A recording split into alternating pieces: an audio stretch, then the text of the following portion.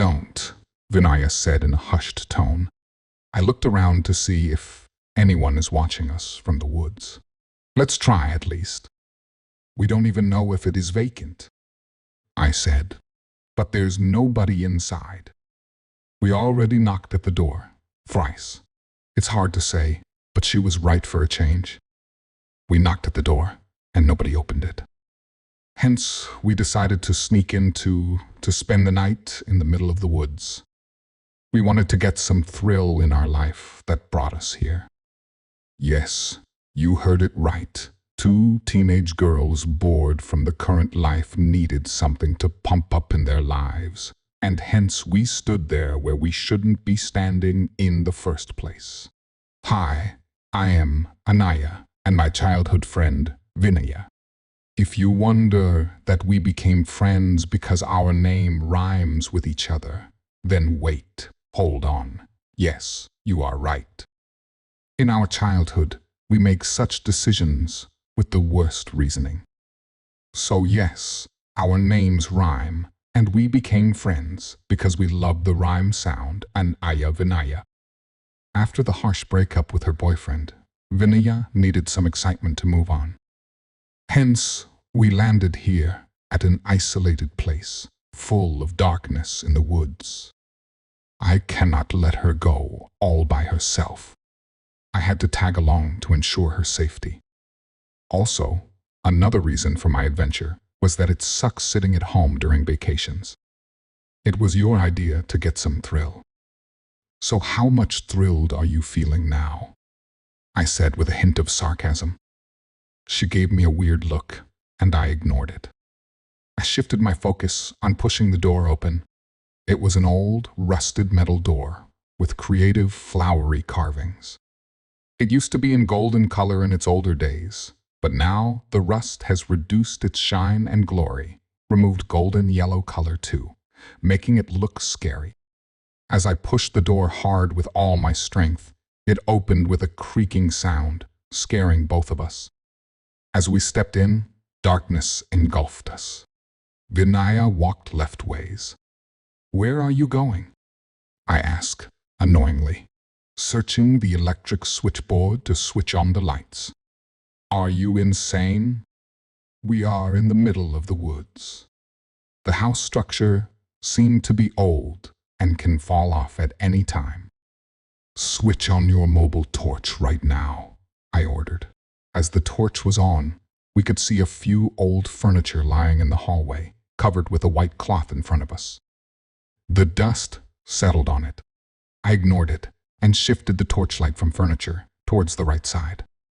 Are you sure that it is a good place for us to spend the night here, all alone? Vinaya's words broke the silence in the woodhouse. I think so. Outside, we are the food for wild animals, and here we are, open for ghosts, spirits, vampires, zombies.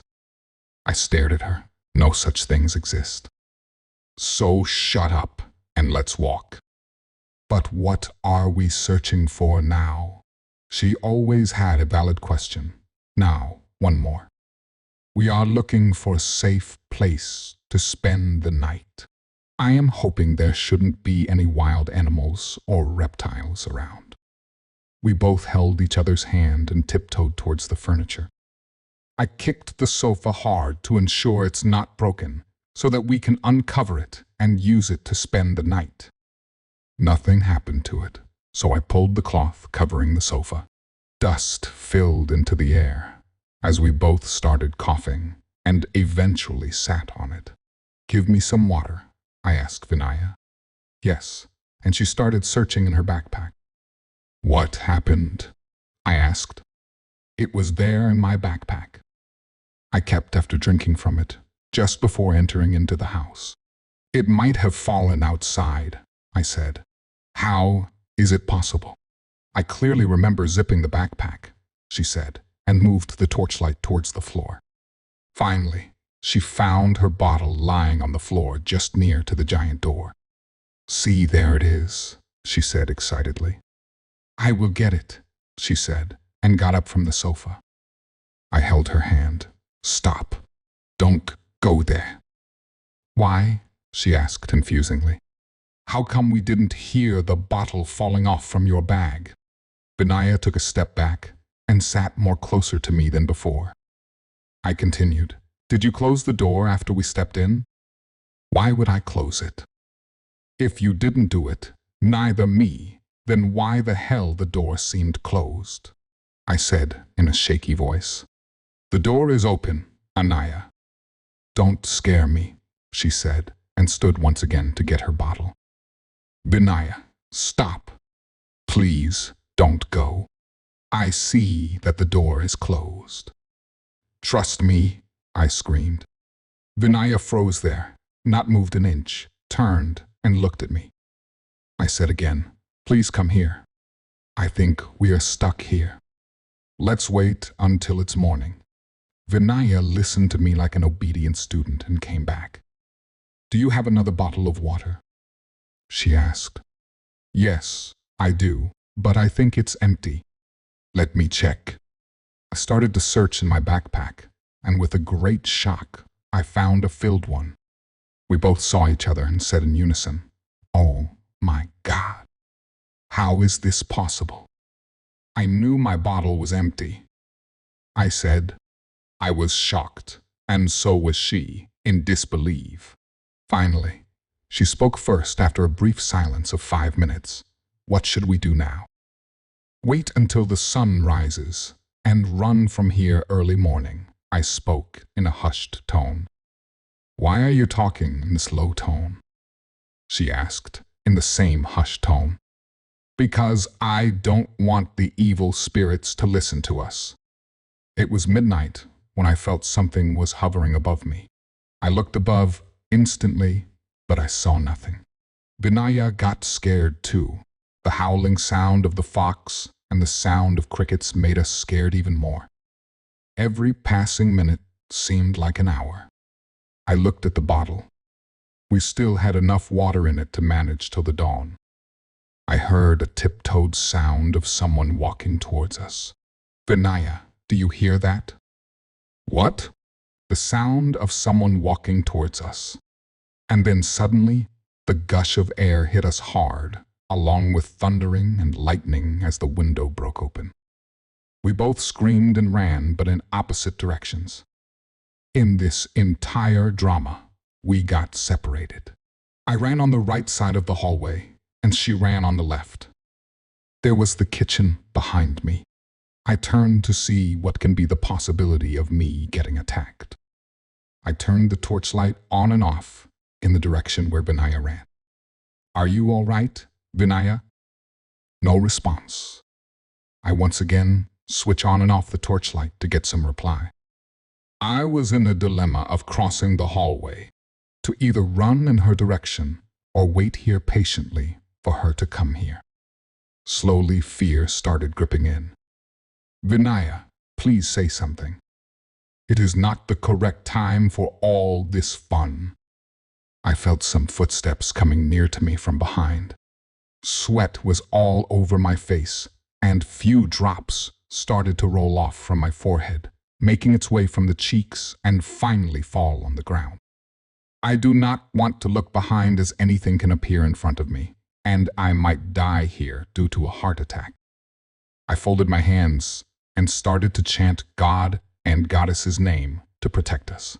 From the corner of my left eye, I can see a shadow of a hand moving towards me, and I am slowly taking steps ahead to save myself.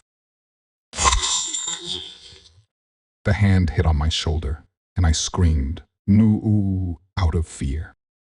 I turned around immediately, grabbed the hand, only to find Vinaya standing there and loudly laughing at me. What the FK is this? Are you insane? I thought someone held me. I almost got a mini heart attack. Don't you dare do this again to me now. Otherwise, what? You will leave me here alone? Yes, I will leave you here alone and go, I said, and started walking towards the kitchen. Vinaya followed me. Anaya, don't be upset. Please, dear.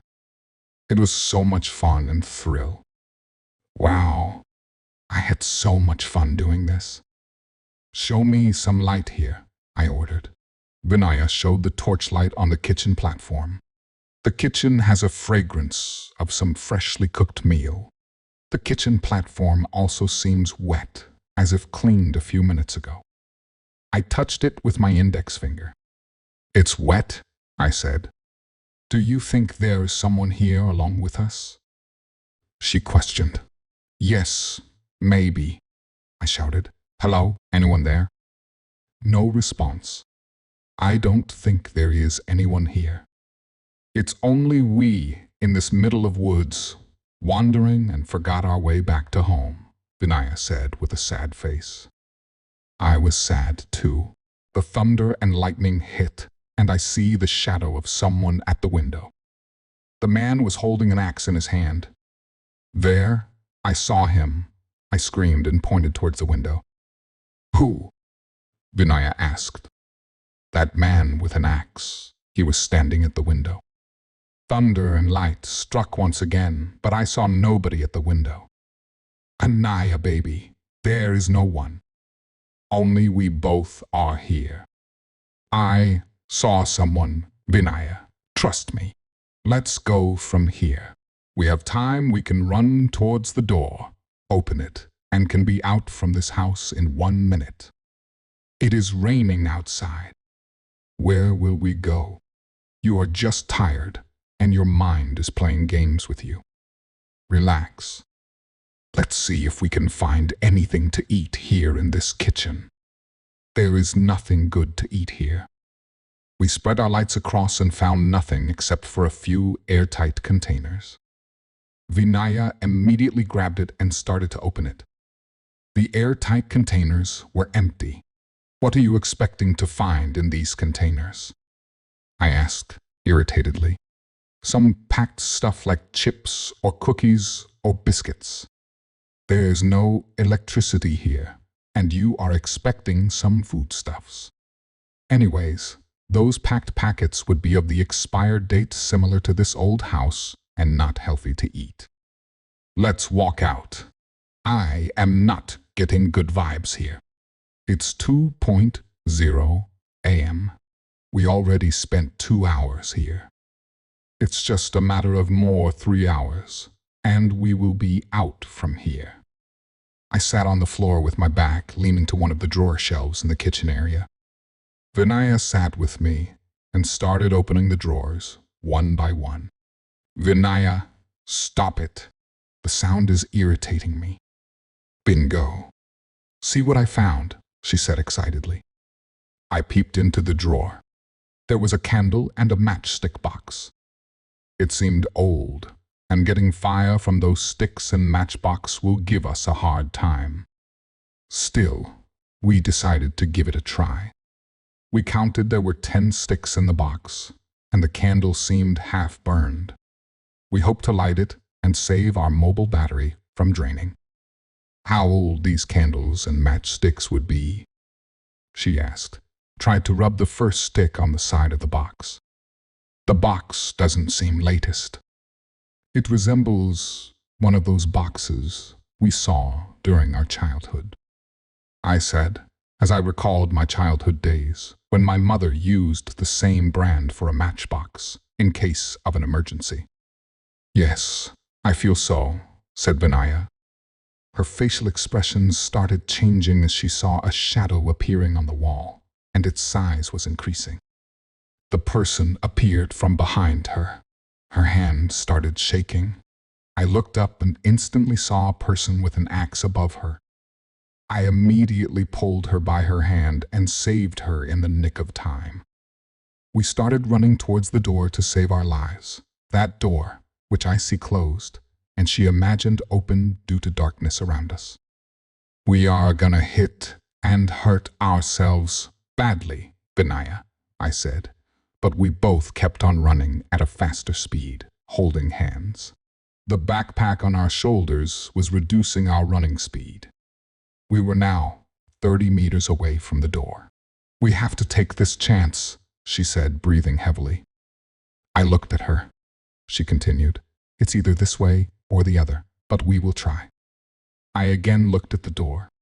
We were 10 meters away from the door. Now, 7, 5, 3, 2, 1, bang. Our foreheads hit the door, and we fall on the floor. Blood started flowing out from the forehead. We looked behind, but nobody was there. Where is he? I asked, confused. I don't know. Did you see him coming behind us? How can he just get invisible? Yes, I saw him running for us, I said, grasping for some breath. We got up again and walked towards the door, trying to search the latch to open the door. It was dark. We were just patting on the door. Vinaya, torchlight quickly. With shaky hands, she was trying to search for torchlight on her mobile. After a few failed attempts, she finally had it on. There was no latch to open it and no handle to pull open the door. I held Vinaya's hand and moved the light upwards. There it is, the latch. We have to open it. The door was 7 feet tall, and we both had an average height of 5.5 feet. Now what? Vinaya asked. We had to reach there and open the latch before he is back. We looked around to find something to climb on and open the latch. I remember seeing a 4-foot table placed next to the sofa with a lamp placed on top of it. The sofa. I saw a table. We will have to drag it till here. I can't pull it alone. You will have to help me. We were scared of stepping there again. There isn't any other way? Like a window or smaller door from where we can get out? Vinaya asked in a shaky voice. Fear was gripping both of us. We were alert, seeing around in case he reappears. How can he leave us after running behind? On the way, Vinaya saw her bottle and picked it up and put it in her backpack.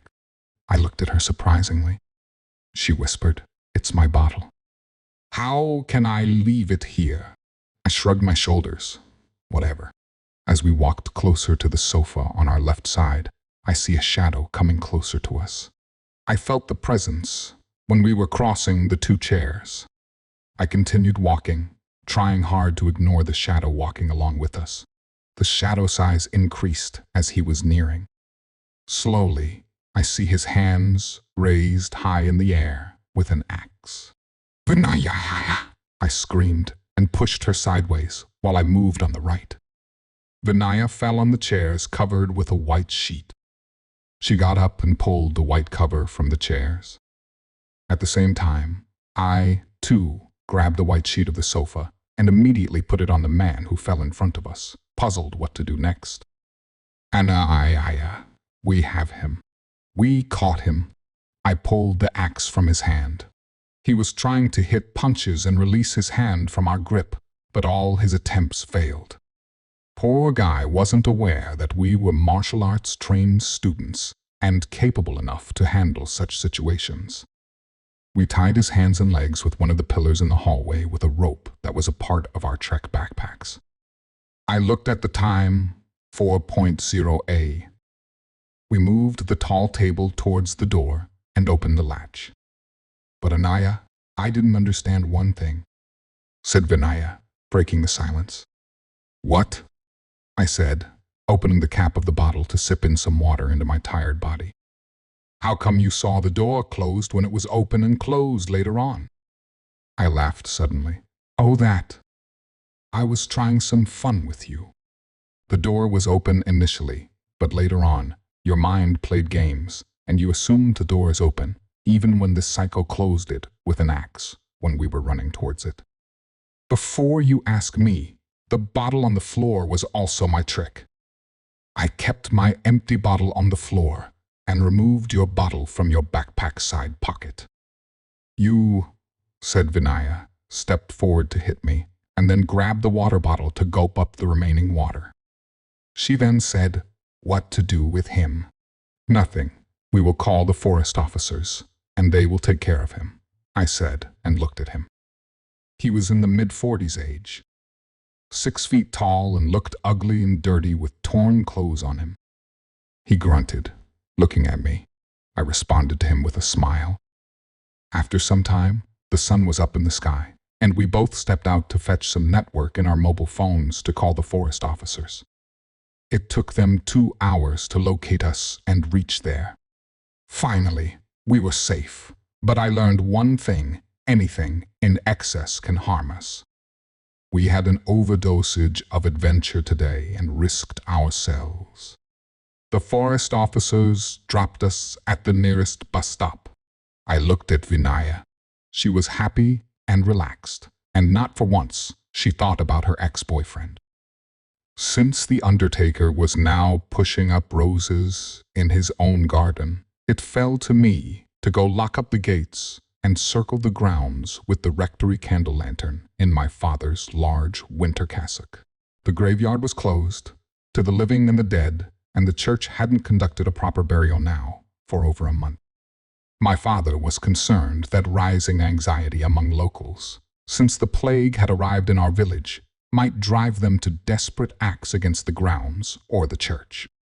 Apparently, as his heir, it was my duty to take care of the flock, just as he did. Arise, for it is your task, and the Lord is with you. Be strong and do it. He quoted at me sternly, and when I couldn't identify the verse or even the gospel he spoke from, I was scalded and shoved out the door in a tirade of disappointed, odious words.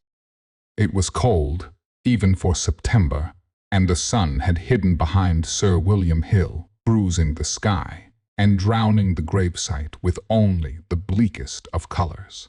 The heavy lamp I held cast a pathetic light, which served only to cast longer shadows across the mossy ground that circled around behind me like tall black stalkers.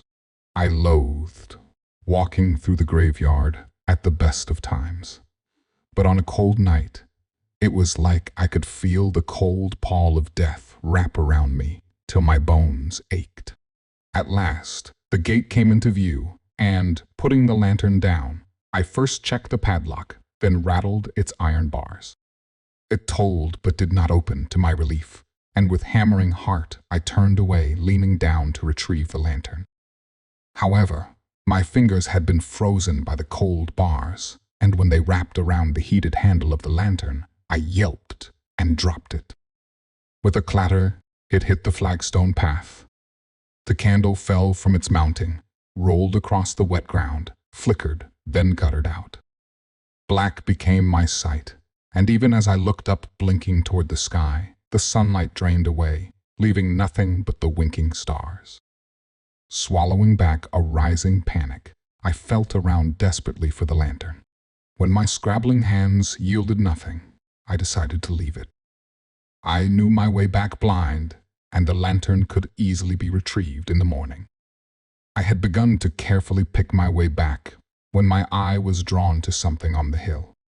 It was another light, like a small orange star or a floating fire, a spark tracking down the hill with graceful ease. My already hammering heart grew heavy in my chest as all the tales I heard of will-o'-wisps, sprites, and witches all began to come true in my night-addled mind. The devil's greatest work is often in man's imagination. But I was not imagining this. The spectral light came to the edge of what I knew to be the tree line and began to dance hypnotically from side to side. The panic I had felt now uncoiled from around my throat, wrapped around my chest, then swallowed me whole.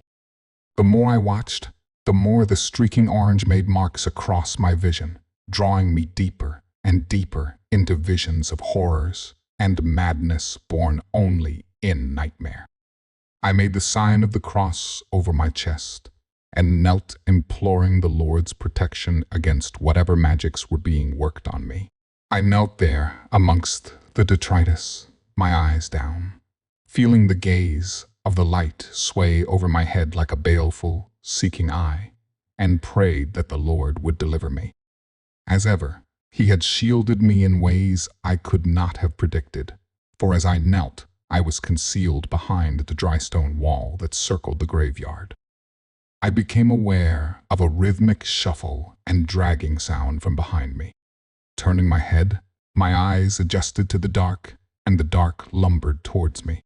It was large, lumpen, lurchingly slow and grunting like an animal just feet away.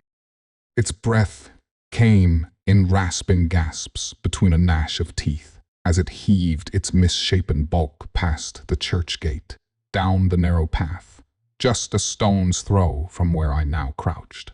All that was between us was the low wall.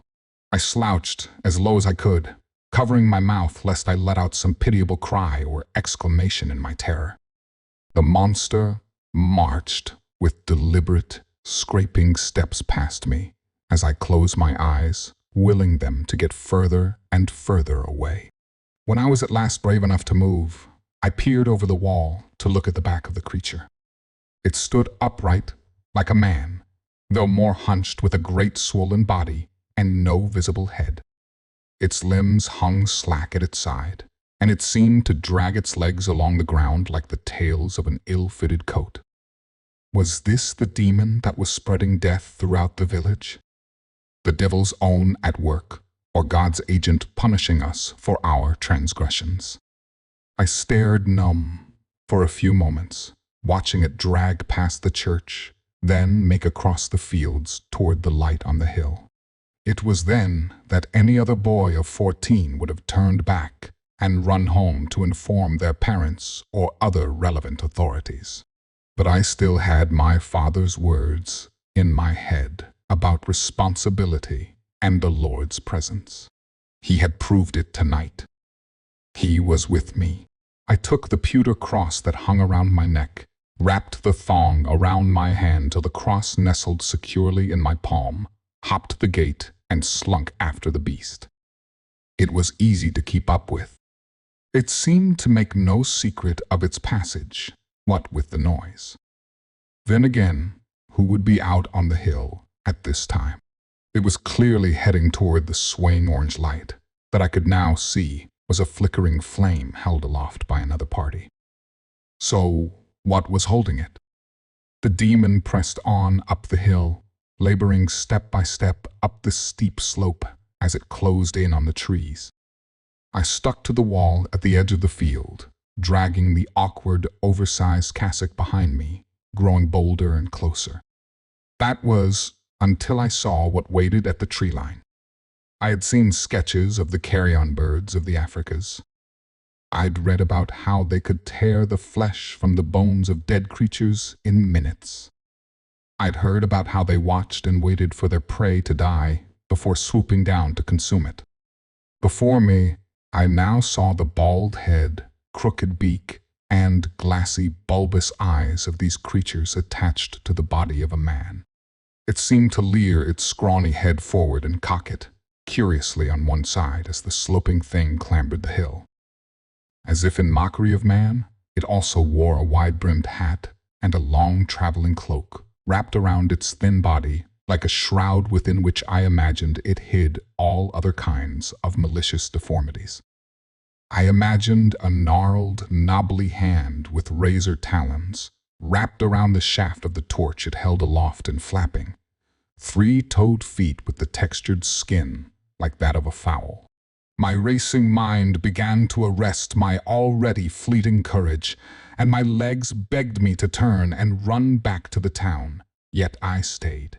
I felt as if in this moment the Lord was watching me, testing me, feeling if my resolve was strong.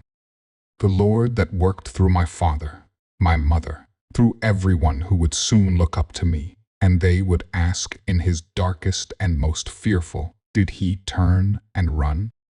I did not want to fail. The two creatures had turned from me now, and were walking up the slope of Sir William Hill, through the scant trees that made up a small wood at its base, where I used to play as a lad. I knew it better than anyone, and was confident that even in the dark I could navigate it. Once again, I hitched the cassock and trod quietly up the hill. Here, the slope ascends sharply, and I leant forward into it, trying my hardest not to breathe too heavily, lest I give away my position. I was some distance behind now, but I could still see the light of the torch ahead like a secret sunset. They must have reached the moor by now on the crest of the hill. The plateau where the white heather met the black. What could be up there that they were looking for? The next few moments happened very slowly. First, my foot lost grip on the earth, and I fell forward onto the earth, letting out a gasp as the air was knocked out of me. I heard the rustling rattle of soil and scattered twigs scatter below me. I looked up to see if my quarries had noticed me. They hadn't, but the 5 vulture-man creatures that detached themselves from hidden places in the trees had. Desperately, I tried to get to my feet. A bony hand seized me by the shoulder and jerked me to my feet. It turned my face toward its own avian visage, making noise like suffocated shouting. Its face stank of old spices and leather. It twitched and switched before me. The Lord's Prayer spilled from me like blood from a wound. It leered closer. My hand with the cross in palm swiped toward it, but another creature caught me, and I beheld a leather glove about my wrist. I yelped as they all closed in. Darker than black, they surrounded me, the smell of leather and sweat overpowering, as almost unanimously they dug their fingers into their masks and peeled them back. The beaked visages came away, and beneath them were faces I recognized. Aggie, the old seamstress who just lost her husband to the Black Death. Damien, the miner, and his brother Alfred. These were all just people. People from the village, dressed up in strange black clothes with masks. My lips quivered with questions, but they wouldn't come. "Isn't this the Reverend's son?" Damien said, releasing my wrist with the cross in and looking me up and down. "Oh, bless him. He's terrified." Aggie whispered, genuine concern in her kindly eyes. "I bet we gave him an awful fright." "But what was he doing up on the moor at this time of night?" Alfred questioned, still holding me by the shoulder. "I bet he was spying on us for his father." He looked down on me.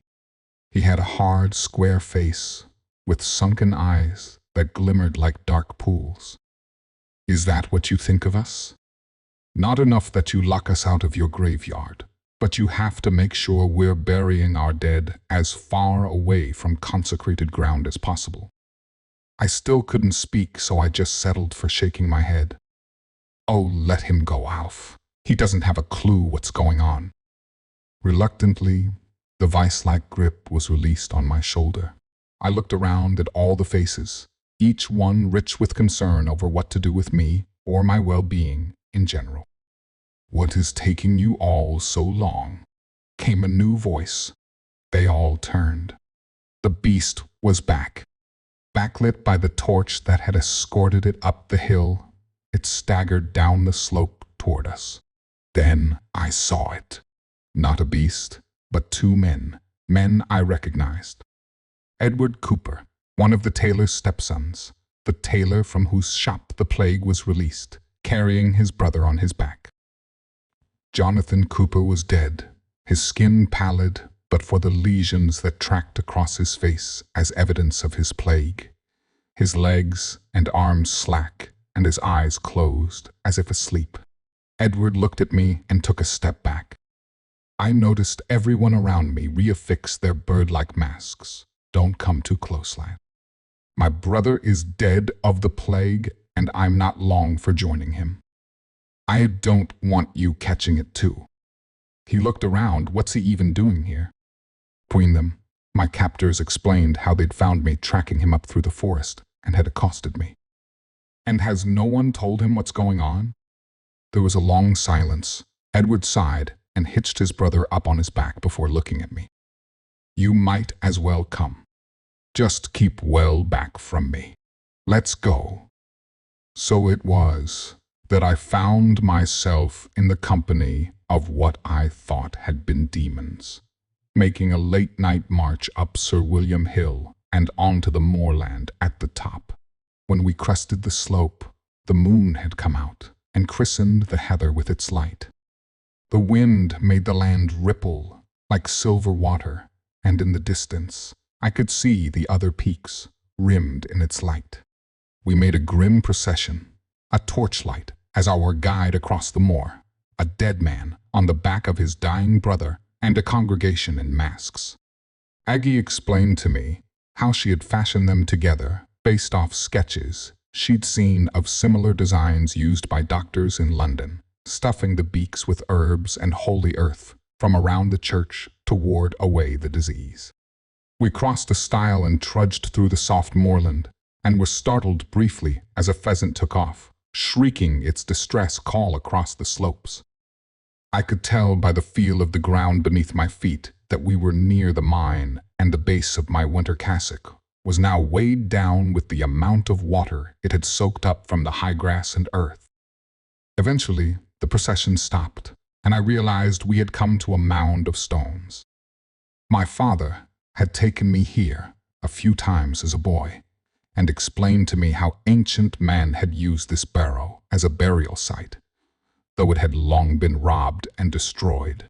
It was here that Edward finally laid down his brother, and everyone else a good distance back removed their masks once more and bowed their heads as Edward laid his brother in a self-fashioned pre-dug grave.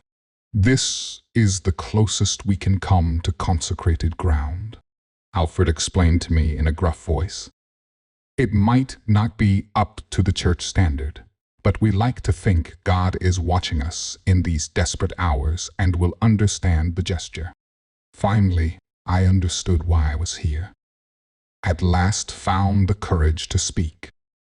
I'm not my father, but I do know the sermons and the rites. Perhaps I could help. And so it was that, on the moor, I passed the Lord's test. Story 2. Spooky Village. There is a village named South Goldwater, where Halloween is celebrated with great care and joy. The village got its name from the well, as that whatever the seasons, it will never dry. Although the villagers are missing some things from every Halloween, but they don't seem bothered as they say. Maybe that's the thing that doesn't belong to them also brings them bad omen. So they went missing, and that's how they spent Halloween holidays.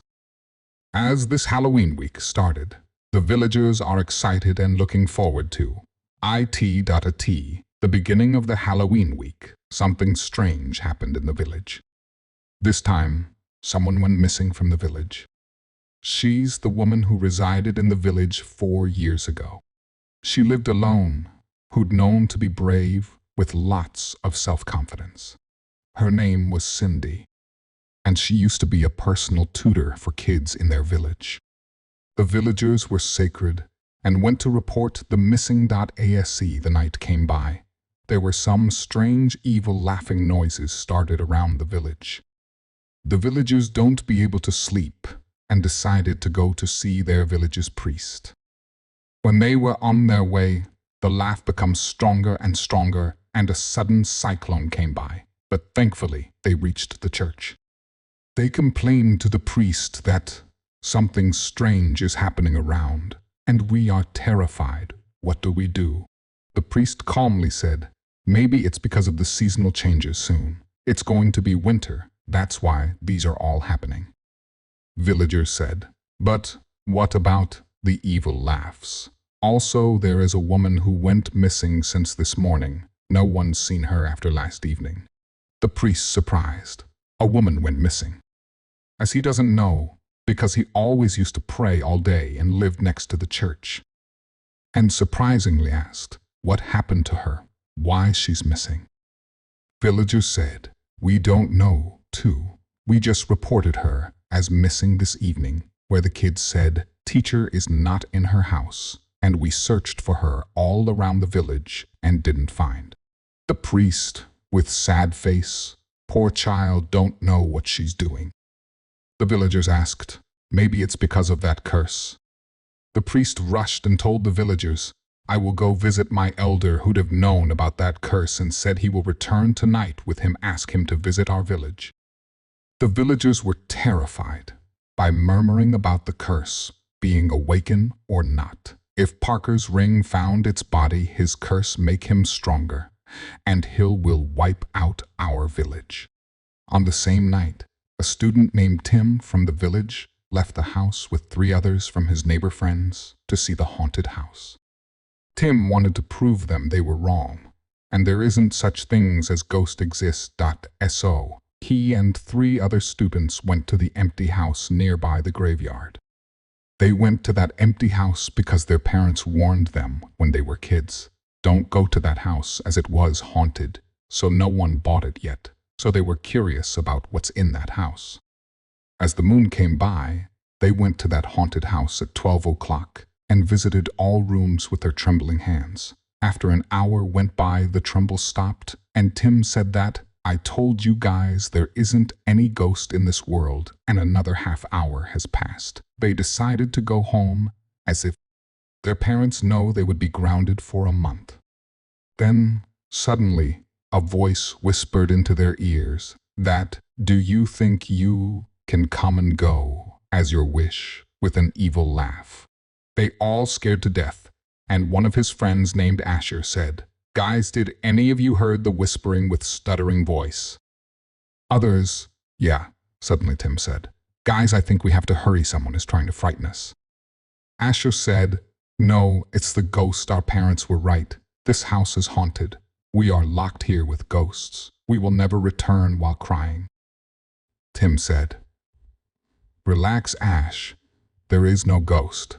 It's just a person we can return for now. We have to hurry, relaxed Asher.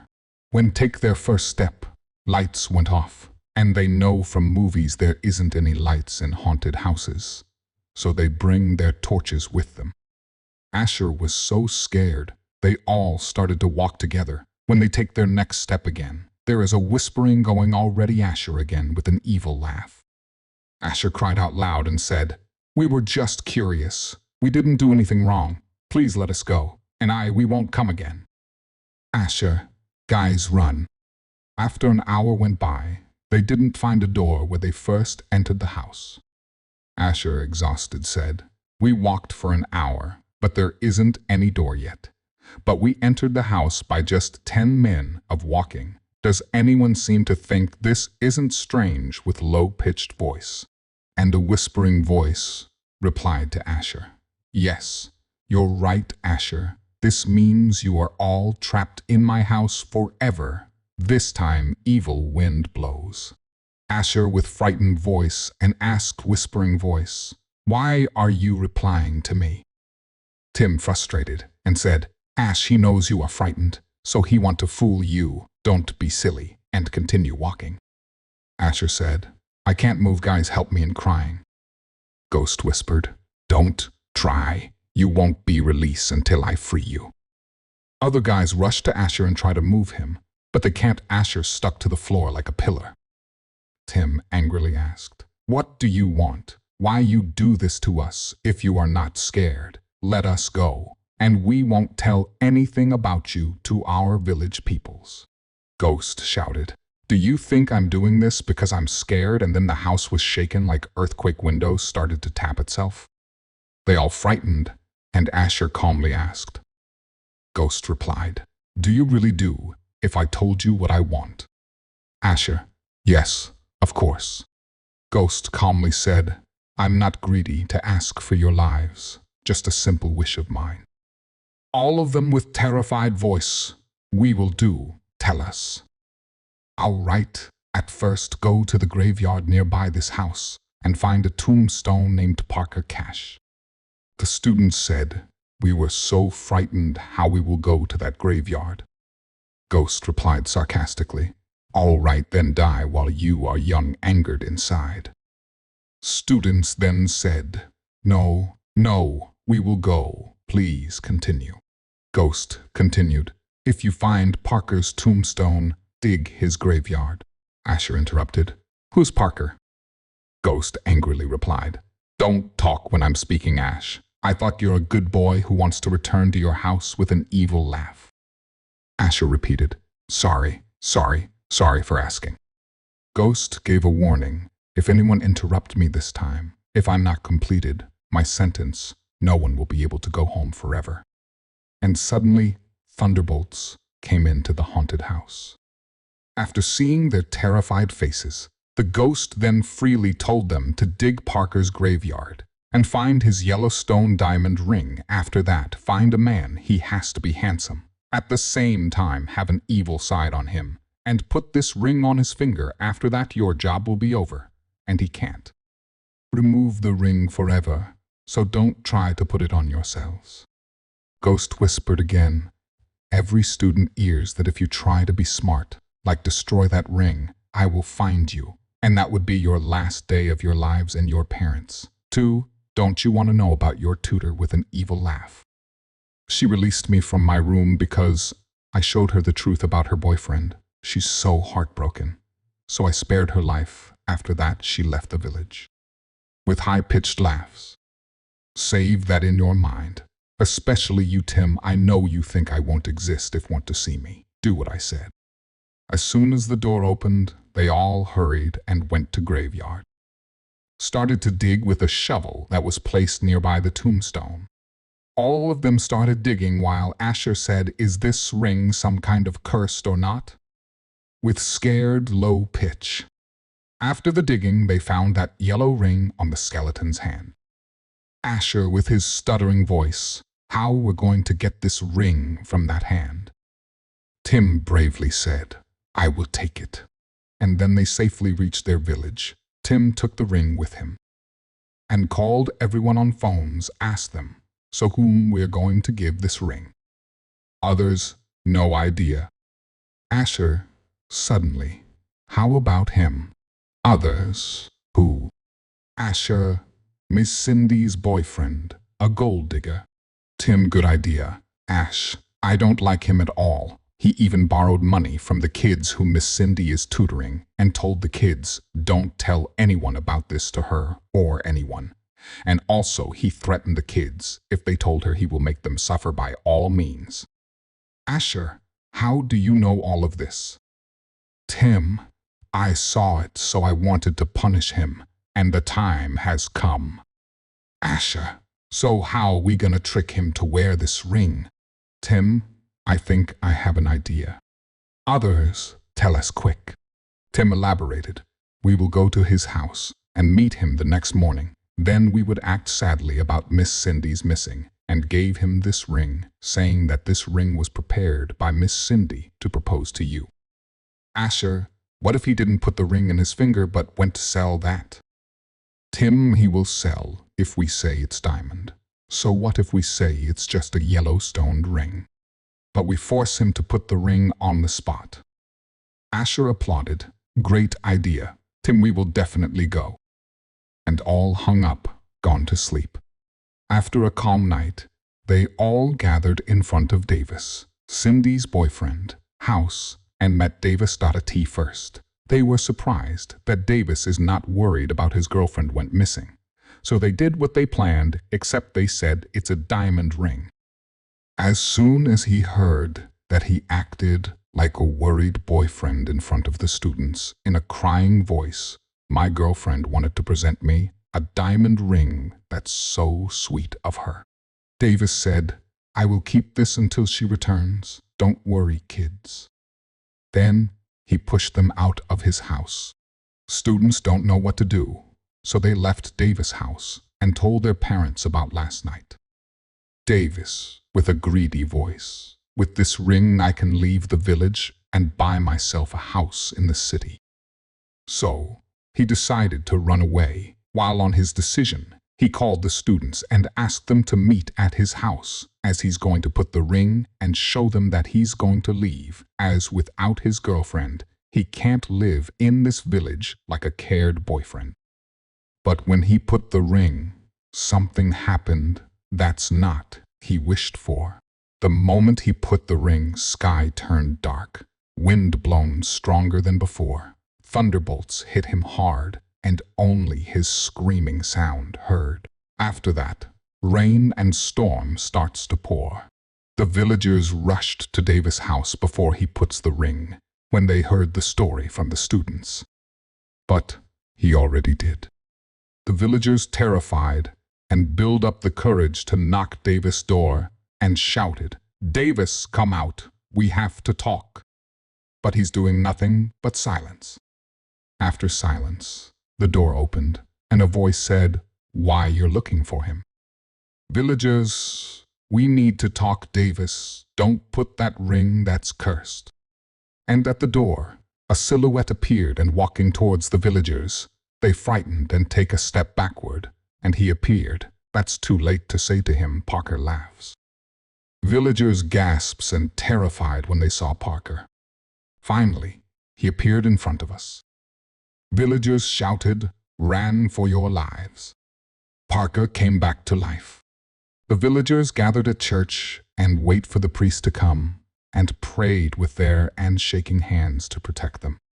The students who don't know about Parker asked their parents, "Who's this Parker?" The villagers started Parker's story. Parker Cash grew in that haunted house. He used to live with his grandma. She's his only family after his father passed away. He's a sweet, rich kid, would take other poor kids to his house, feed them, play with them, and give them what they want. Also, he used to be Tim's father's friend.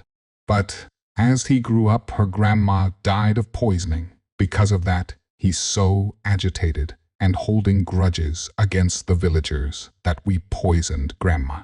After his grandma died, he never left his house, and when his friends go to see him, he acted like a crazy person who wanted to kill the whole village. No one visited him after that, but one day, a strange foul smell surrounded the village. Police found Parker's dead body in the well. It happened 1 week ago. After that incident, no one goes near that house, and villagers asked the priest to do some rituals to ease the spirit of Parker. The priest sealed the Parker's room with some talisman, also the well. But once it's broken, we can't stop Parker. He's cursed. Meanwhile, thunderbolts starts to hit the church and whispering voices start to appear. "Come out, you traitors." The villagers were so scared to go out, but with thunderbolts and cyclone, the church eventually broke halfway. One by one ran out for their lives. When they started to run, suddenly thunder stopped and everything went normal, so they went to their homes. On that night, Tim's house started to shake. Even Tim got scared and stepped downstairs to his mother's and father's room. When he opened, he saw Parker and shouted, "Step away from my parents' room." Parker whispered Tim's ears, "Don't you know why I died?" While speaking to him, he took Tim's father and disappeared. Tim cried and asked his mother, "Where's father?" and ran away to search his father. As he shouted on the roads and asked every villager's house, but he didn't find his father. So he finally went to the haunted house, and door opened for him, lights turned on, and chair came to him to sit. Shoes stepping voice came from stairs, and Parker approached in front of him. Tim gasped and wanted to run, but didn't, as he has to find his father. So he asked with trembling voice, "Where is my father?" "Parker, do you want to search this house?" laughed Parker. Tim searched all over the house, but can't find his father. So he asked Parker politely, "Please, tell me, where is my father?" Parker with his evil voice, "If you sit with me and hear my story, I will tell you. Can you, Tim?" Tim, "Yes, I will." Parker, "I don't have anyone like you searching for your father. No one from our village cared to know why I died. They only wanted my money." Parker, angered, "Tim, interestingly, you didn't die of depression?" "That's what villagers said." Parker, angered, "No, I was poisoning like my grandma and tortured by your father and my friends with high-pitched voice. I begged them to spare my life, but no one listened. Now it's my turn to seek for my revenge," laughs Parker. Tim gasped and breathless when he heard. "Parker, Your father always jealous that I'm rich.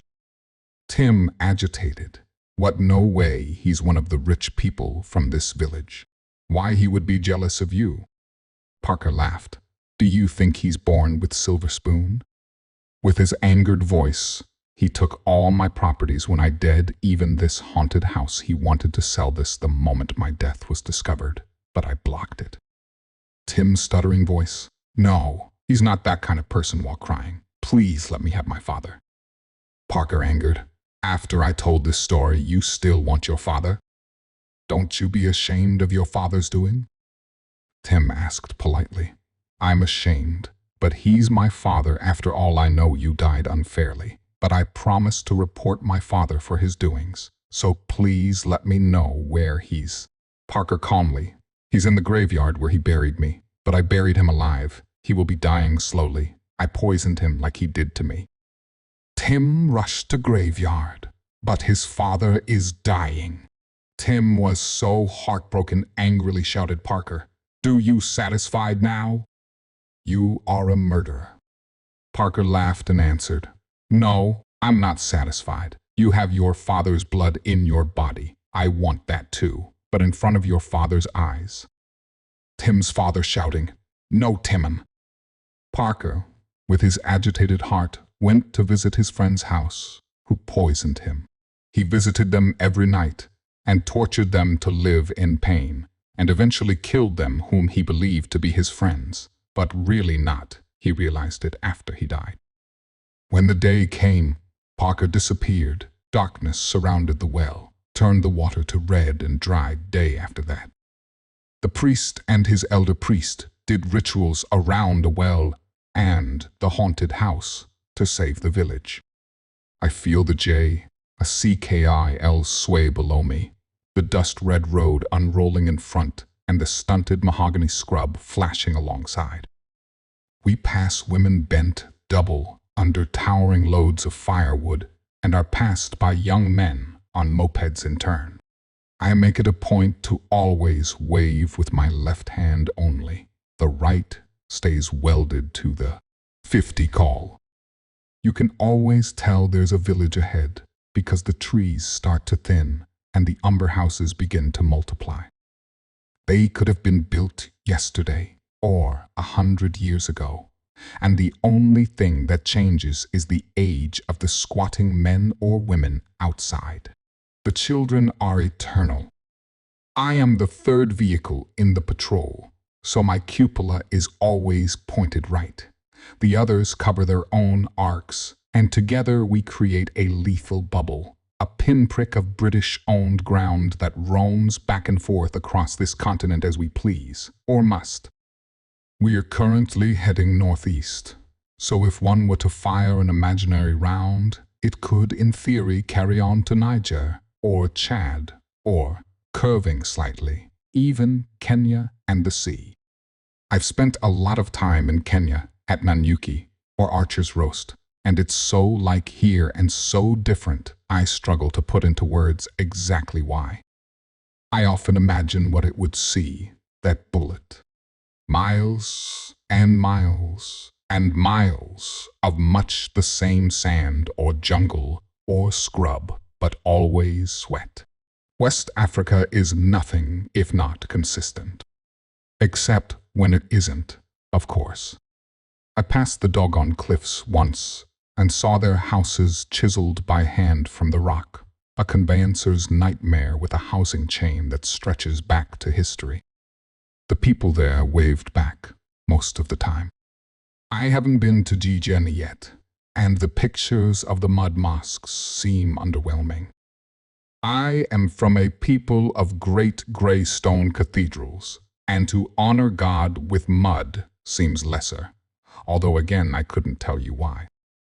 Still, they get bums on seats, or woven mats to be precise, while my own church echoes.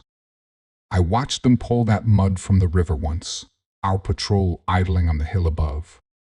They do it by hand, men in great pirogue canoes, dredging it to the shore, while others load it by the shovelful onto Toyota trucks, more dent than metal.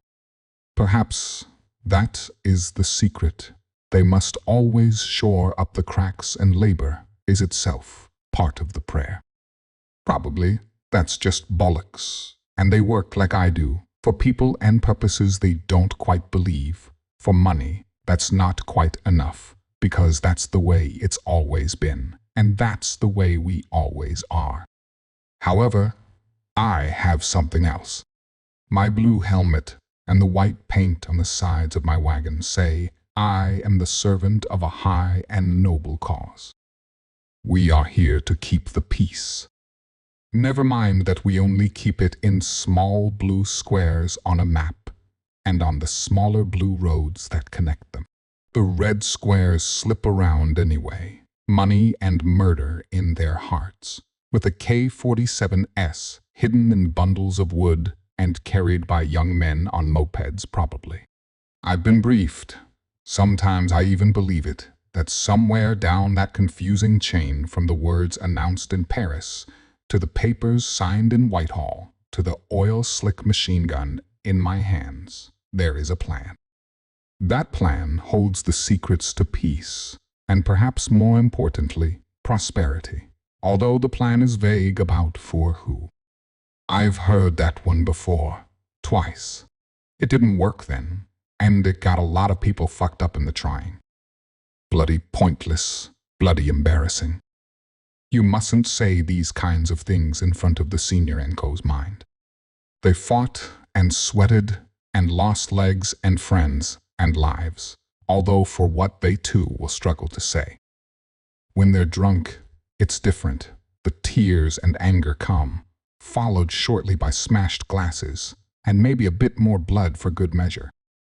You mustn't really say anything at all in front of the officers, the real head shed, not your troop leader, who's just as baffled as you.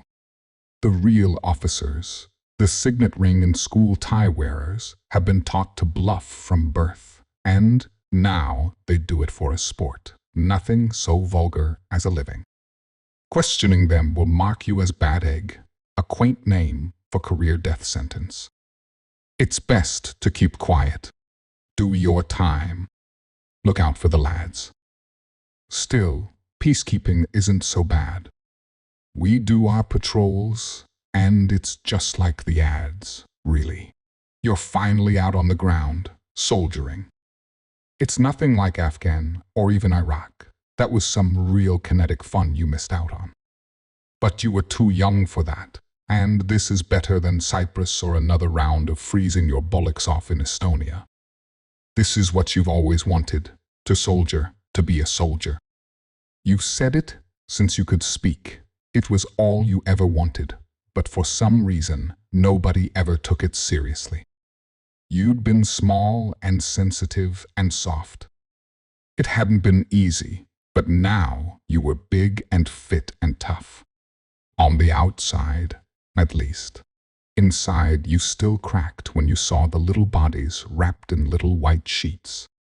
But still, tough outside was enough in this line of work for a while. Mom and Dad weren't happy, but that was a given. Your brothers and sister had the brains or the drive or the luck, and they've got nice, sensible jobs. Mom had wanted you to be a journalist, to use your brain and write about politics or society, or what people wore to fancy parties. They'd still never quite processed it, to be honest. Describing life in the army might as well be like describing life on the moon. You told the funny stories, but even they didn't quite translate, what with having to edit out all the good swearing or turn all the acronyms and argot into something resembling English. Most of all, it was hard to capture that it was a different world with different rules, just like out here. Funny that, how the different worlds all stacked atop one another. You could say and do and be things that just wouldn't fly back home, and you liked it as much as you hated it. For every funny story or minute behind the gun, there was an ocean of tedium and institutional autism to swim through. Somebody had described it as an abusive relationship, and everyone had laughed, but it rang true. It rang true because when it was bad, it was the worst, and when it was good, it felt like flying. You wonder if your family could picture you now, your feet resting on the stacked and strapped ammunition below you, the wind catching the de rigueur chômage wrapped around your face. You'd show them some of the pictures, but you'd see in their faces, it didn't quite parse. This was a film or someone else. You supposed it didn't really matter. It wasn't like you cared to picture their lives, not truly, tapping away on keyboards or having meeting after meeting. Your brother had told you he'd spent 2 hours discussing what type of font to use once. Christ! You think about that bullet's path again. A bit like your own life, you suppose. A lot of noise at the start, and then a parabola rising until you hit your peak before the world pulled you down. Was this really your peak? How could you tell? It wasn't holding off the Russians at the Suwalki Gap, but it wasn't being a peace chest either, so perhaps that's not so bad. You'll at least try to tell Mom and Dad about it when you're back. You'll edit it, of course. You'll tell them about the landscape and the people and their music and the lightning storms that feel like Mufasa in The Lion King, a poor simile for something that seized your chest so entirely. You won't tell them about your interpreter's wife, about how she was only 12 for fuck's sake, but apparently that's just their way. You won't tell them about the Malian soldiers back from a punitive patrol, the smoke and the screaming still stinking out their uniforms. You won't tell them about how you suspected from the start. It was all so fucking pointless. Timbuktu is in Mali. You knew you'd never see it.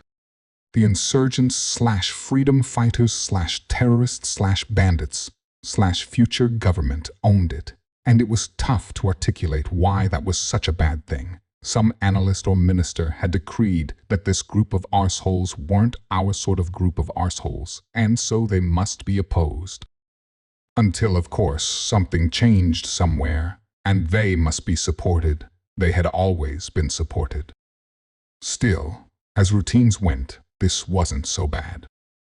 Your family and friends, back home in that green and gray country, wouldn't ever see this red and ochre one.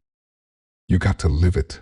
A little piece of history and adventure for a little while, and you think that that's probably more than most people get.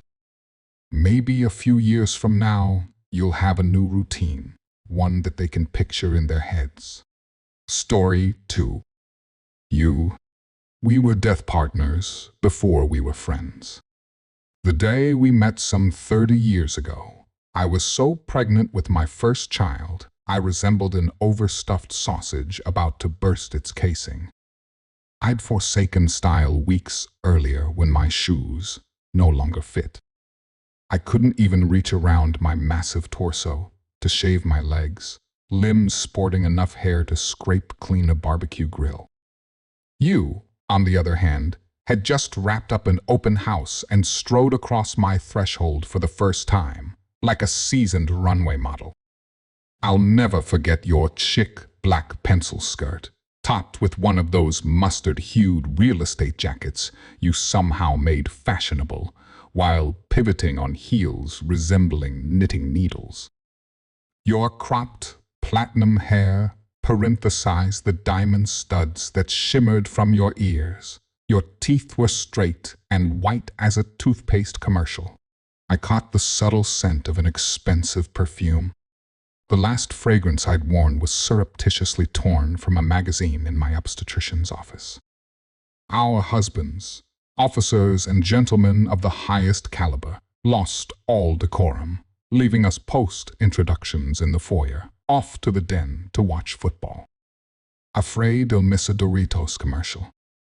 You winked at me. I'm so envious, you said. You look amazing. I caught a hint of a southern accent. I stepped forward and stumbled over nothing, as usual, and you gracefully caught me. Sorry, I'm so clumsy these days. I stuttered. Oh, darlin', I trip going upstairs. A loose cord, my foot inevitably tangles in it. I get it, and I don't have a bowling ball around my abdomen. You took my elbow. Here, let me help you. Kitchen's good. Let's sit in the kitchen. If weasels could talk, they'd sound like me. You seemed so sincere. I could have wept in gratitude, but lately I cried at tissue commercials.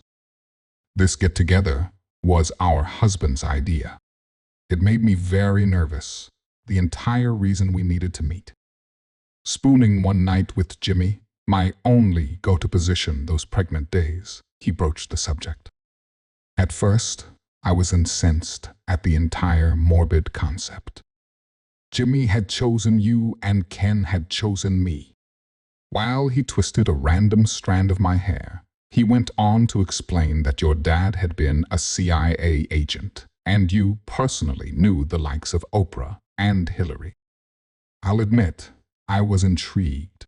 He added that at some point you'd owned an upscale bar in Georgetown and fell for Ken, a fighter pilot, years your junior, and gave up all that DC glamour for places named Raisin and Beeville. I was fascinated by the idea, so I agreed. Ken and Jimmy were more than just fighter pilots, stationed in the same squadron.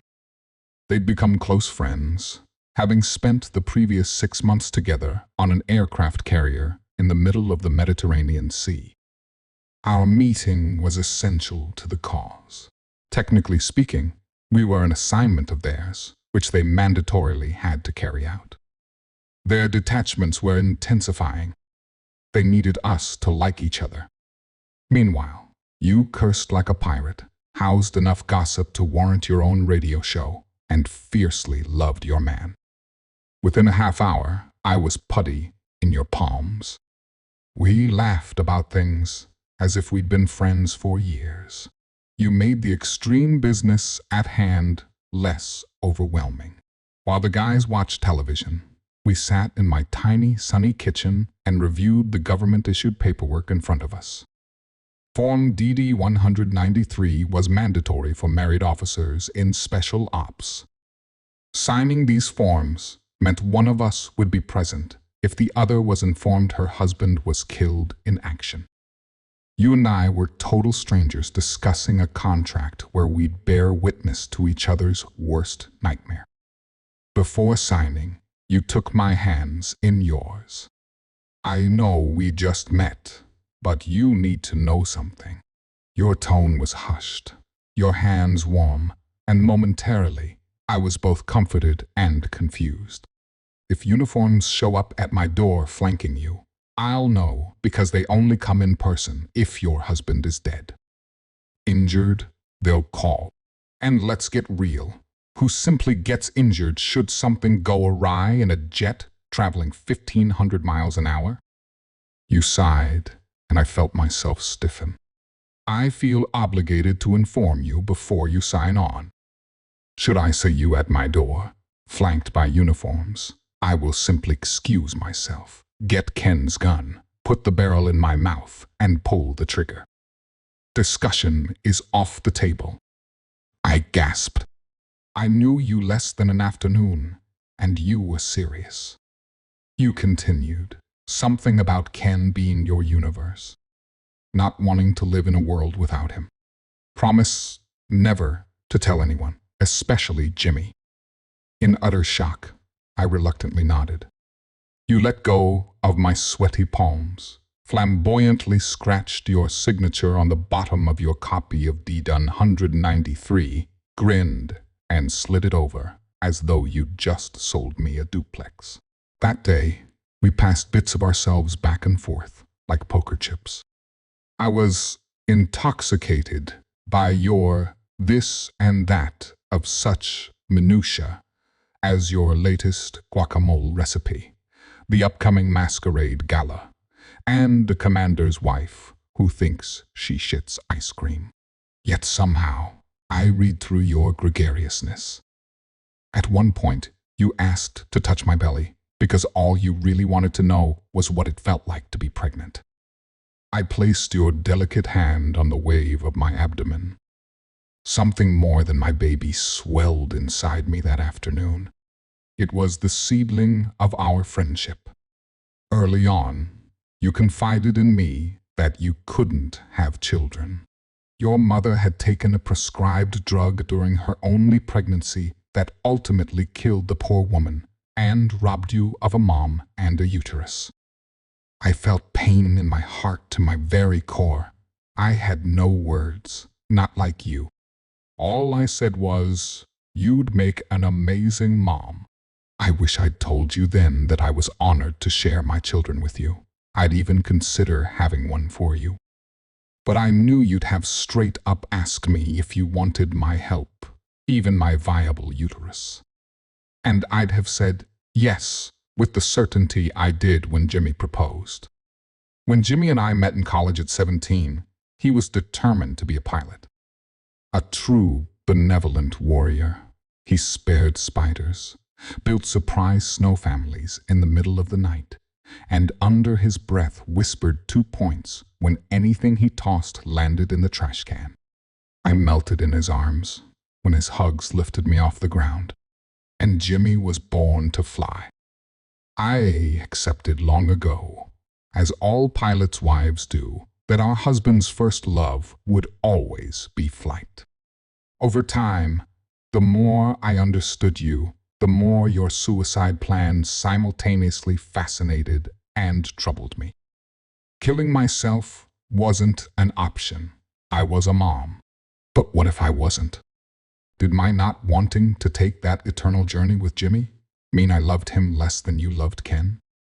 Or did it mean I loved myself more than I loved Jimmy? At 24 years old, I hadn't a clue. In the waning hours of lonely nights, I devised intricate scenarios should I have to deliver that fatal news to you. According to Form Didon 193, I'd get the call. Then, I'd be officially escorted door to door, somehow to your whereabouts. I imagined myself physically restraining you. Having garnered strength from childbirth, I'd have a small advantage over you in your stilettos. But I couldn't hang on to you like a chimp indefinitely. Another plan involved somehow confiscating Ken's gun. One afternoon during lunch, I broached the subject of the firearm. Doesn't having that gun in the house frighten you? You shouldn't own a gun unless you know how to use it. Let's go to a range and practice.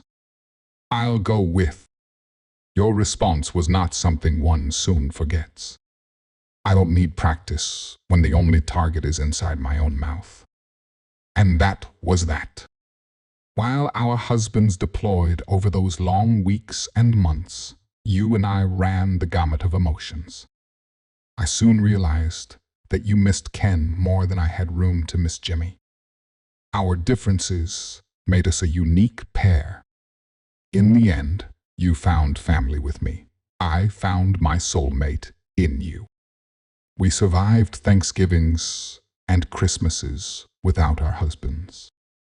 You held my hand when I gave birth for the second time and stayed with me until Jimmy returned home. You were the catalyst for my application to graduate school. One of my fondest memories of you was the evening we braved our first and only officers' club meeting. I was a bit nervous, but you exuded your usual self-assuredness. Upon arrival, we were schooled on the unwritten seating arrangement at these affairs. Higher-ranking spouses occupied the front rows, while lower-ranking wives were relegated to seats further back. You would have none of it. You shoved me forward, and we sat in 2 empty chairs front and center. When we received what could only be described as stink-eye from maybe everyone in attendance, and the whispering behind us escalated, you turned to the cluster of women with enough disdain on their faces to suggest we were contagious, and said, "My husband is ranked, but I'm not, so I can sit wherever I please."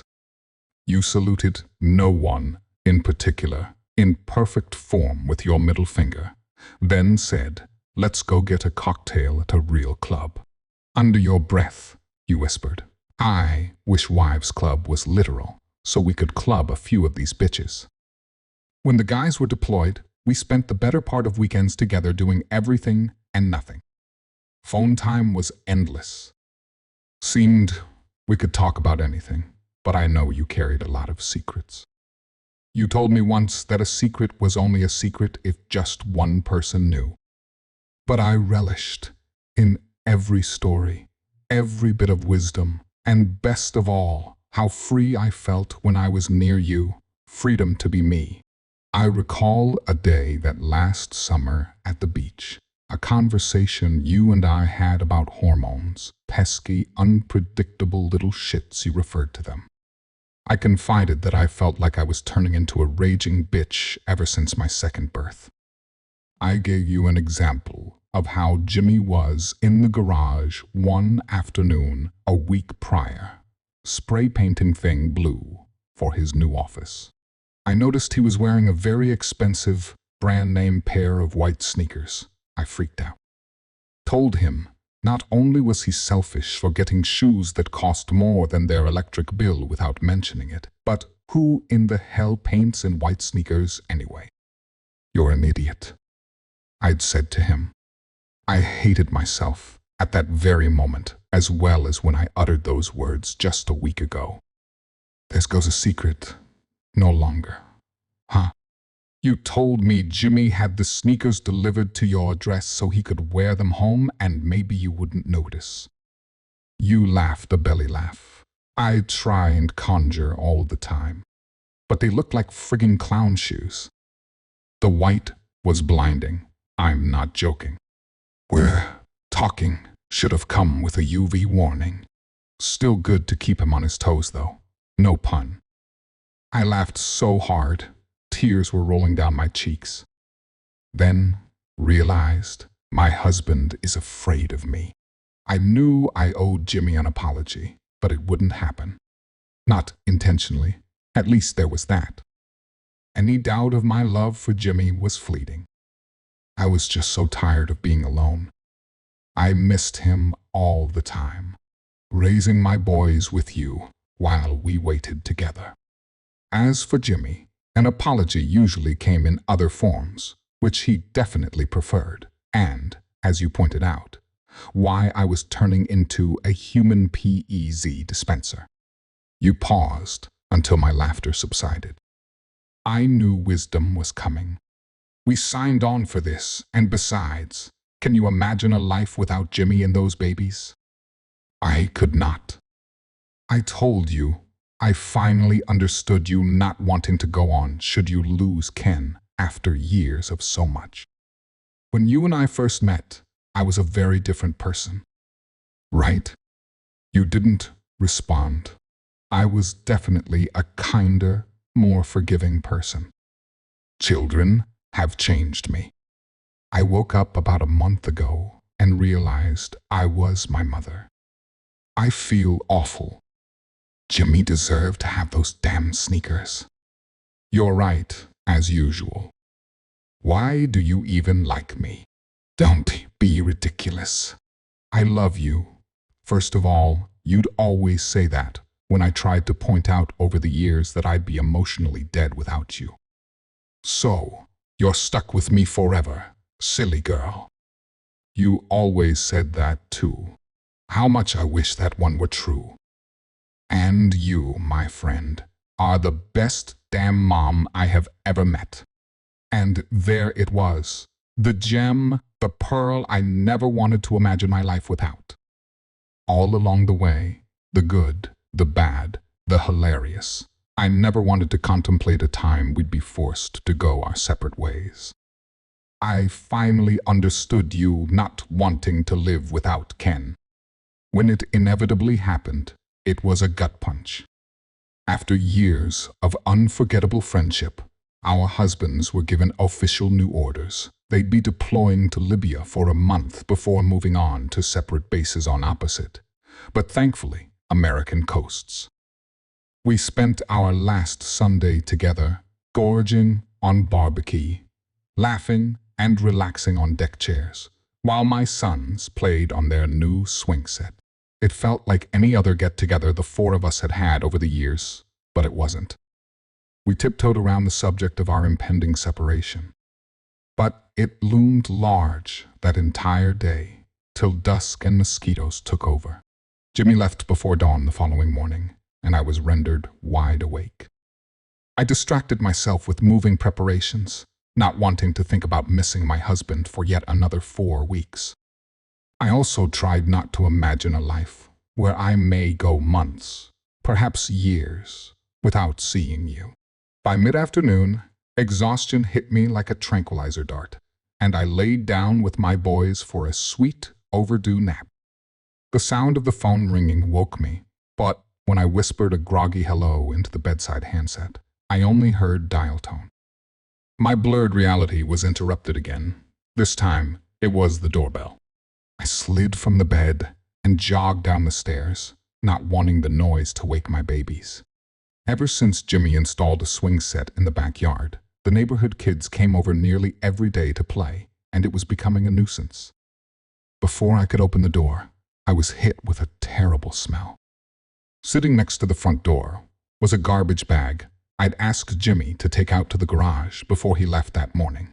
But there it was, and since we rarely used the front entrance, the malodorous pungency of old diapers, mixed with rancid food detritus, hung heavy. I was startled again by the doorbell, this time right next to me. The neighborhood kids could wait. I had to get rid of the bag first. I grabbed the bag, and the smell followed like a shadow as I quickly made my way to the garage trash receptacle, and as I lifted the large lid, I noticed a stack of crumpled newspapers, and sticking out from underneath the pages of print was a pair of white sneakers, pristine in every way except many blue speckles of paint, smattering both toes. My husband was hiding those shoes from me.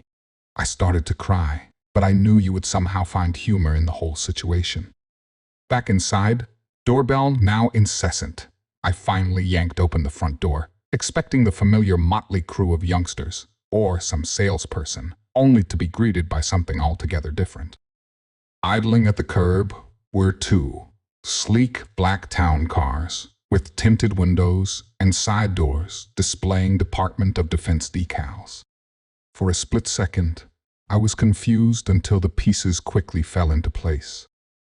The phone call, combined with this wall of uniformed officers crowding my doorstep, was in line with DD 193. My knees went weak because there was only one explanation. I would have to inform you that Ken was dead. I grabbed the doorframe for support.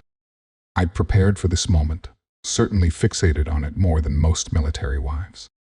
I stifled a sob. There was time to cry later.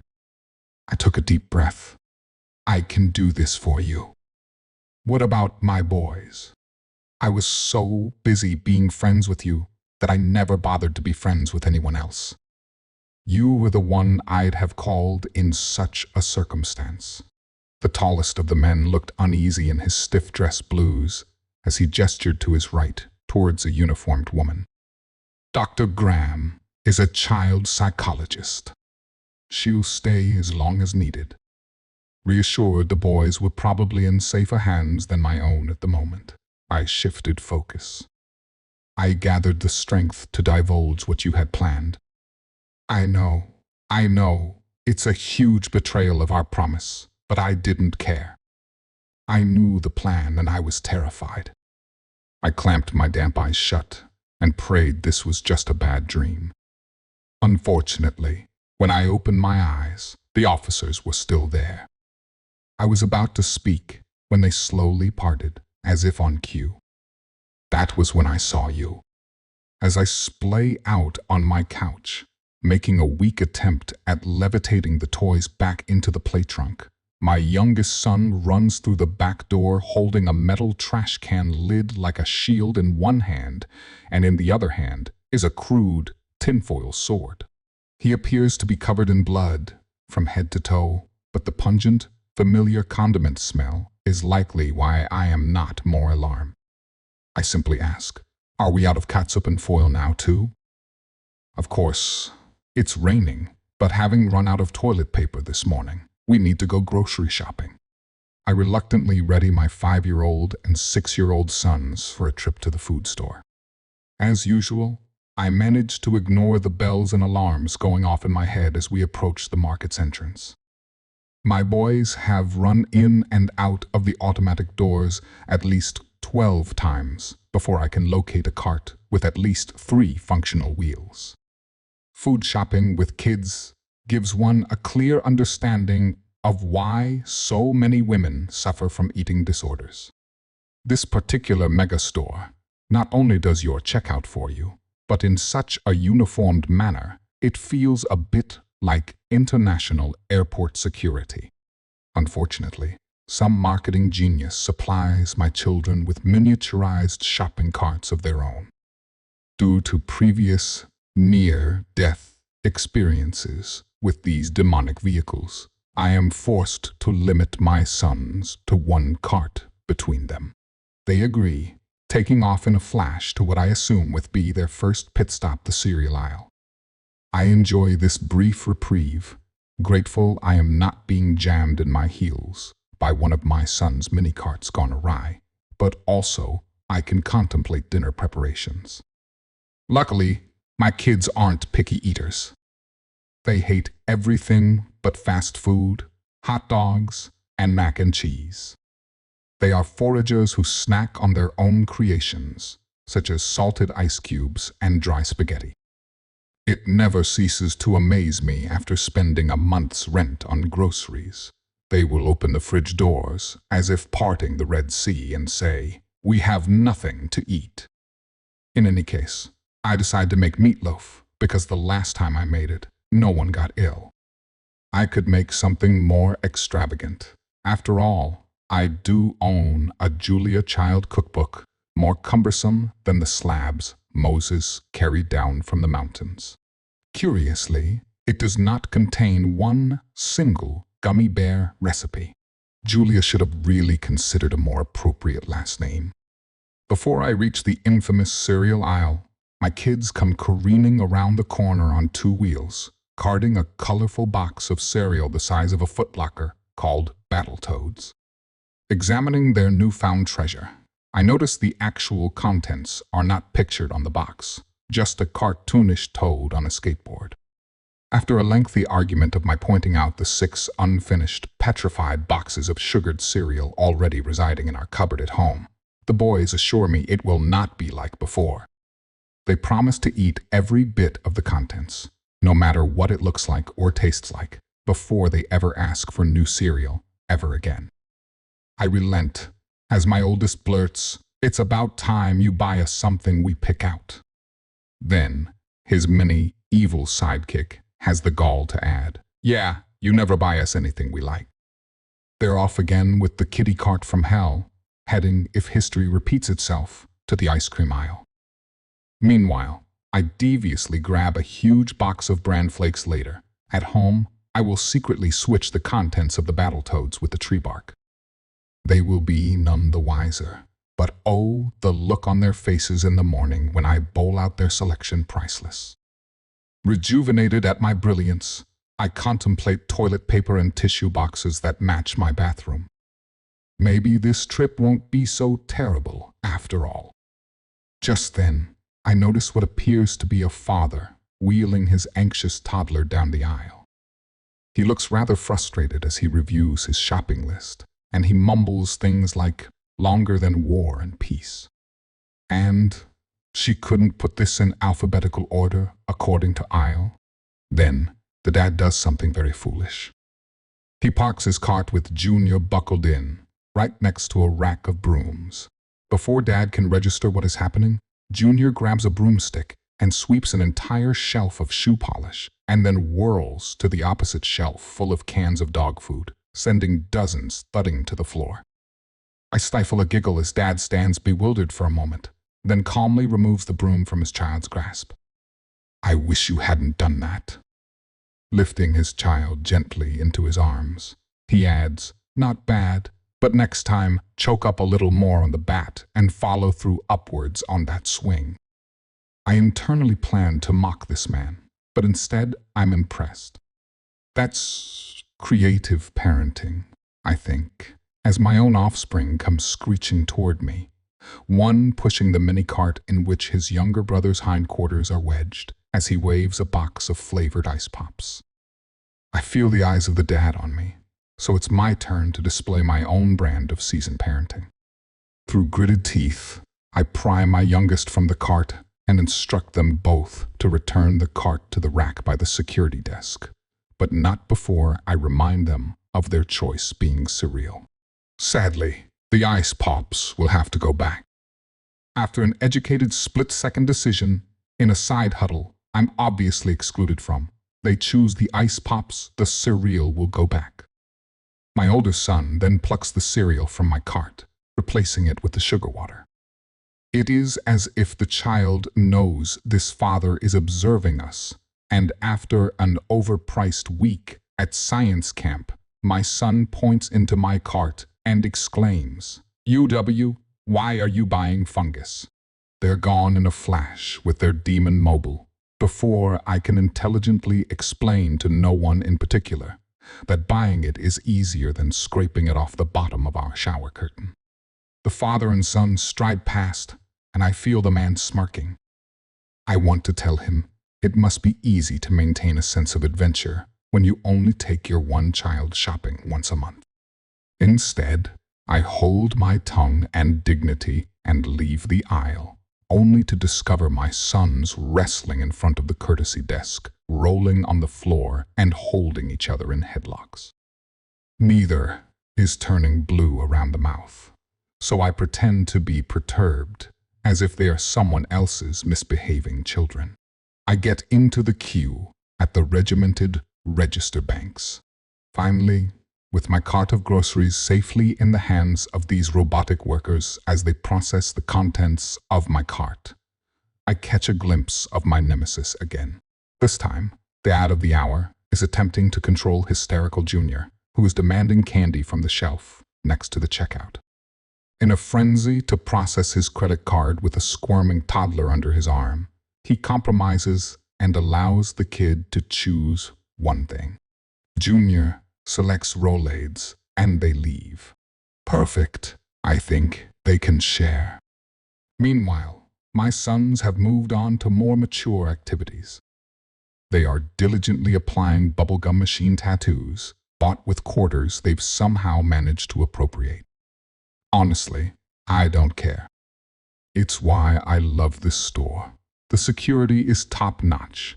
They are militant, but once it's my turn in the queue, I relax, browse magazines without paying for them, and surreptitiously rip out perfume samples. I just wrap up an article about a mother who attempted suicide in her dishwasher when I glance up at the bagging station to see shoe polish and dog food. We don't own a dog, and unless a 120-year-old Elvis in need of a hair touch-up is hiding in our basement, I just purchased someone else's groceries. Will that be cash or card? The stoic cashier asks. Just a loaded gun, please, I think. I glance around, hoping to spot someone from one of those hidden camera shows. All I get is impatient stares, so I pay and leave. It takes 20 minutes in teeming rain to find our car. I'll never understand how I can consistently lose my car. Shouldn't it magnetically attract my cart to its bumper with the same force it attracts every other stray cart in the parking lot? Eventually, when I buckle the boys in their car seats, that's when I notice their forearm tattoos. Life's a bitch, then you marry one. Great. Mystery groceries and me gangster sons loaded in our car, we head home. My stupor is only broken when my youngest asks what we are having for dinner. Without the slightest idea, I tell him it will be a surprise and grin wickedly, knowing we are not the only ones in for a surprise. I hope my groceries land in the lap of someone who can use ice pops, peach-hued toilet paper, catsup, and tinfoil, but also appreciate how much bran flakes and mushrooms can really enhance a meatloaf. Story 2. the brotherhood of Kids Day. Dear Mom, now that Max is 11 and I'm 12, we finally figured out your scam. Mother's Day is a day invented by mothers. The truth is, you wouldn't be having a day at all if it weren't for us. So for starters, you're welcome. There's National Strawberry Day, Grandparents' Day, Dog Day, Squirrel Appreciation Day, and even a Talk Like a Pirate Day. You failed miserably for never telling us about that last one. When is Kids Day? Please don't say every day, because if that were true, we wouldn't go to school or bathe, ever. You told us Mother's Day is a day for you to relax from all the things you've had to endure over the previous year. Your request that all you really want on Mother's Day is for us to get along is preposterous. The reason we don't get along is because we've never had a day to call our own. So, this Mother's Day, we have decided to declare our own Kid 2 movement, get it? 2 of us kids count.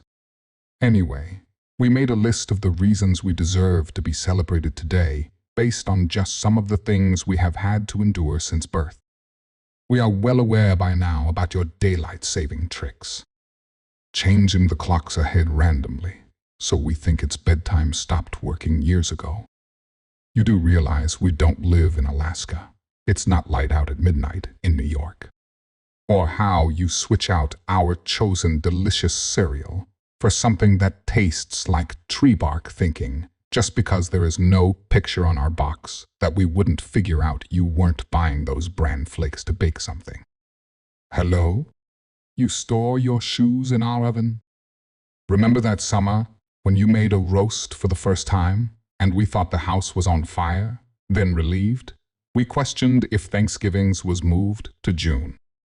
We won't even get into all those lies you told us about Christmas, and afterwards, the threats of coal, starting every January. In the end, we eventually knew your threats and the man in red all fake. But we went along to make you happy, based on your tricky rhyme, if you don't believe you don't receive.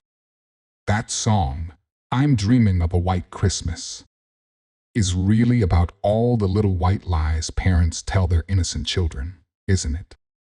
Summers have had their share of issues, too, like the time you made us get out of the town pool over poop. Even though Max admitted it was his, he pooped in the bath all the time, and no one cared. And there was that minor incident when I accidentally suctioned the toilet plunger to Max's back and the ER visit afterward. I finally understood the seriousness of not playing with such an implement, or even touching one again, for that matter. In our defense, we were obsessed with the Ninja Turtles, and what better way to communicate with the sewer than to flush such things down the toilet apple cores, Barbie heads. Not our fault you went all out for an industrial plunger the size of Yankee Stadium. By the way, we blame Go-Go for the Barbie heads, and you should have put a stop to your mother pushing Barbie and Ken dolls on us in the first place, just because she believed we played too violently. Of course, we immediately bent all 4 of the dolls at the hips at 45-degree angle, and miraculously, they were guns. Go-Go blamed you, but she did leave when we started throwing them at each other. We saw your grin when she said she would not return until we've had emergency family counseling. So, you're welcome for that too. While we're on the subject of turtles, on Take Your Pet to School Day, yep, even a day for that, everyone had cool pets, and not just dogs and cats, even snakes and a tarantula. You're allergic to dogs and cats, unless they're hairless. And that's just what every little boy wants, is a pet that looks like it survived Chernobyl. What exciting creatures did we have to show? Sheldon, the turtle, and Gil, the fish.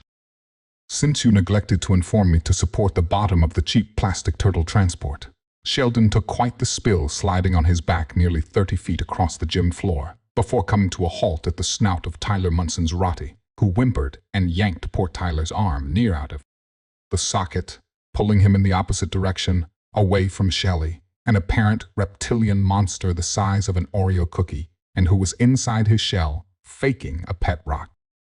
Sheldon was ultimately fine, but had the sides been taped for extra security, my post-turtle stress disorder could have been avoided. Max knows the countless times you gave his goldfish the Viking burial down the toilet, as guilty as us flushing things, aren't you? Then, you sinfully replaced the dead gills for new ones. Max could tell, but as one to take the higher road, he pretended not to notice.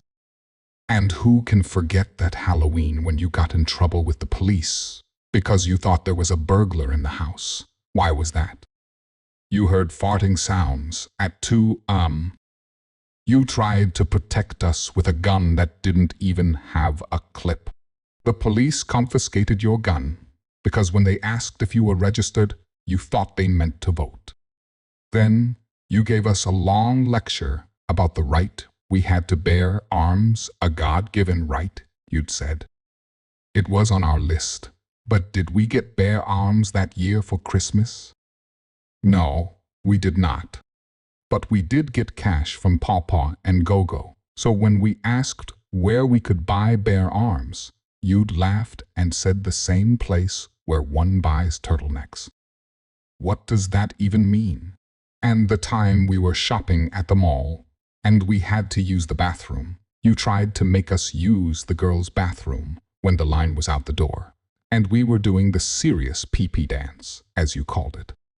Once Max spotted a female classmate from kindergarten smile at him from the line of girls. He was done.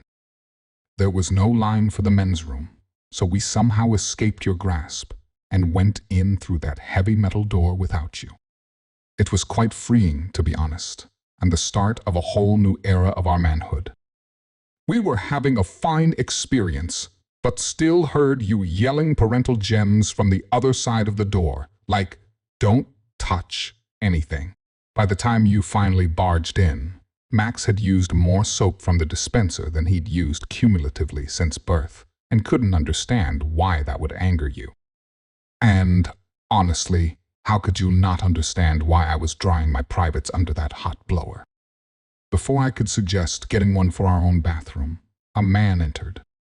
He checked the door sign to be sure he was in the right room, then went about his business, but we were gone like the wind. Having done nothing more that day than grow up a little, we still don't understand why you never take us to the mall. You assumed involving us in sports would be the answer to our peaking energy levels. You chose soccer because you knew the sport. As much as we appreciate your dedication as our youth league coach over the years, you often lost your cool over silly things, like when we taped a kick me sign on your back or dumped the team's ice water jug over your head, even when we lost. In hindsight, we realized coaching all that time gave you the free metas in public. And honestly, what good does yelling accomplish when you scream everyone get over here and line up in alphabetical order according to size? What? And you screamed so loud, kids from miles away came to you like children of the corn. The art of cross-country screaming with words of wisdom like, "Wake up," was certainly not helpful when I was trying to protect a monarch butterfly that flew in the net from getting killed by a flying ball. Yes, I was the goalie, but the butterfly was scared. I saved its life, and it felt way better than getting scored on 3 seconds later. Just saying, coaching is a lot of responsibility. You'd constantly tell other parents of you players, like trying to corral cats on a grassy field the size of Rhode Island. To those parents, you sounded like Charlie Brown's teacher, blah, blah, blah. You do realize those parents didn't give a swear jar word about game strategies or the next game. They just smiled because you were free babysitting for 2 hours. During hundreds of games, your words of encouragement boiled down to less than 10 words. Pass it. take the shot, kick it, and my all-time favorite run. Yet you coached 6- and 7-year-olds like we were Manchester United. But only because Americans are under the impression that there's a safety guard and a field goal kicker in the sport did we win every season. Other than you, the mothers played it cool unless you put their kid in as goalie. Then the flasks came out.